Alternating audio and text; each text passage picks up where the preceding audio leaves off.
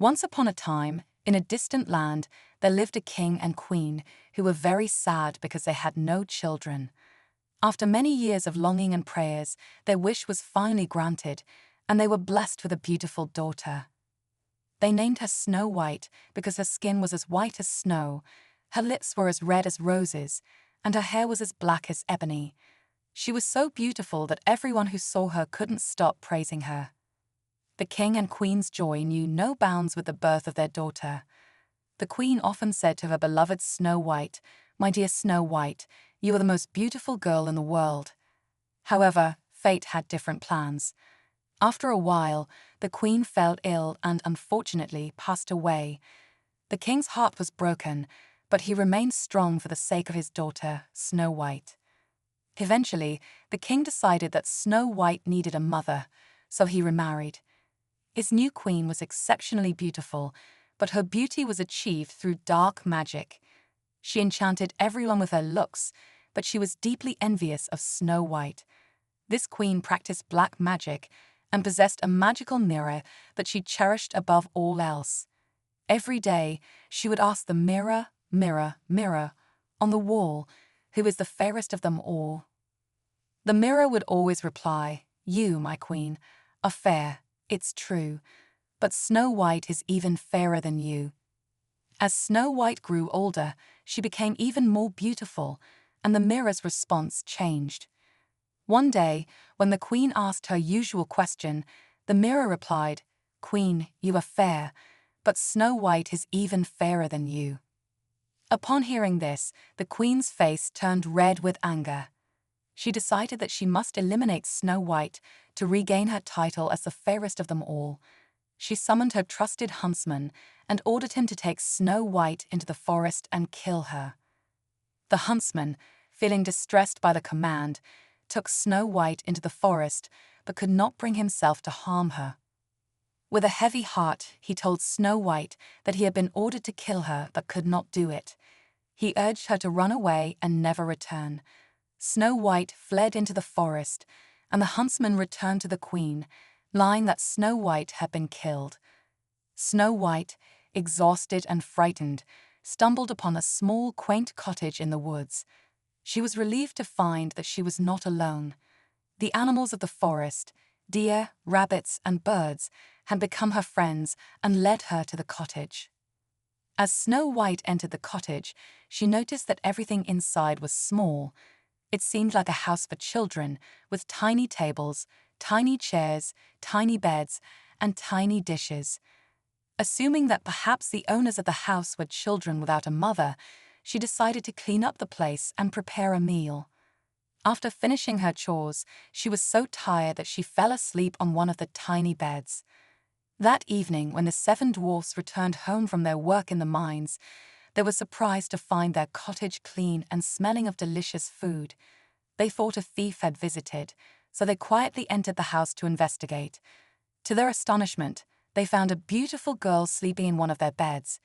Each dwarf's name was written on their shirt: Doc, Grumpy, Happy, Sleepy, Bashful, Dopey, and Sneezy. The dwarfs were intrigued by the girl's beauty and wondered who she might be. Snow White awoke to find the seven dwarfs looking at her.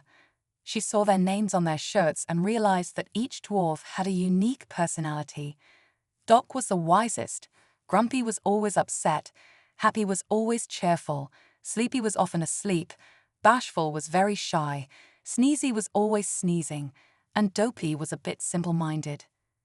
The dwarfs were kind and reassured her, asking her how she ended up in their home. Snow White shared her story with them, and the dwarfs, moved by her plight, allowed her to stay with them. Snow White began to live with the dwarfs, taking care of their home, cooking meals, washing their clothes, and becoming their friend. The dwarfs were very happy with her presence. Meanwhile, back at the palace, the Wit Queen continued to consult her magical mirror.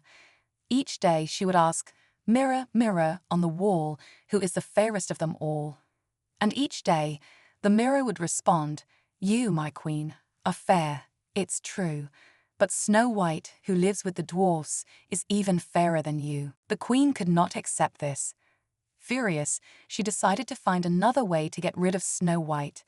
Using her dark magic, she concocted a deadly potion in her secret chamber. She mixed various toxic substances, including forest insects, poisonous flies, and magical water, to create a poisoned apple that looked perfectly ordinary, but was, in fact, enchanted with a deadly spell. The queen transformed herself into an old, decrepit woman and set off for the forest. She took a long and difficult path to reach the dwarf's cottage. Upon arrival, she saw that Snow White was alone. The queen knocked on the door, and Snow White, thinking it was a needy old woman, opened it. The queen, in her disguise, pleaded for some food and offered Snow White a beautiful apple, saying, "Dear child, I am so poor. Please take this apple, it is very sweet." Snow White hesitated at first, but eventually took the apple and took a bite. As soon as she tasted the apple, she fell to the ground, unconscious. The wicked queen, satisfied with her evil deed, left the cottage.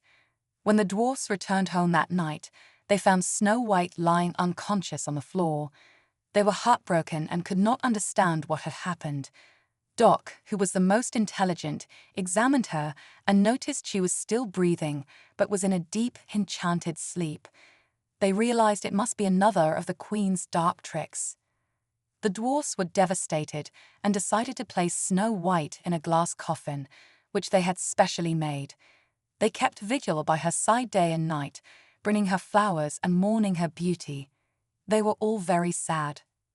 One day, a prince from a neighboring kingdom, known as Prince Charming, was passing through the forest. He saw the dwarfs surrounding the glass coffin and inquired about the beautiful girl inside. The dwarfs explained everything to him. Moved by Snow White's beauty and the story, Prince Charming asked if he could take the coffin to his palace. The dwarfs, after some thought, agreed and allowed him to take it. As the coffin was being moved, the piece of poisoned apple lodged in Snow White's throat was dislodged. Snow White awoke, surprised to see the handsome prince beside her. The prince introduced himself and told Snow White that he had come to save her. He asked, "Will you marry me?" Snow White was delighted and accepted his proposal. The prince shared everything with her, and they both realized they were fond of each other. The prince and Snow White decided to marry. Back at the palace, the wicked queen continued to ask her magical mirror, "Mirror, mirror, on the wall, who is the fairest of them all?" This time, the mirror responded, "Queen, you are fair, but Snow White, who is with Prince Charming, is even fairer than you." Furious and unable to bear the truth, the queen smashed the mirror. With the mirror's destruction, her dark magic was broken, and she met her end as her life force had been tied to the mirror. After their wedding, Snow White and Prince Charming lived happily ever after. Their story is one where good triumphed over evil, and they enjoyed a joyful life together.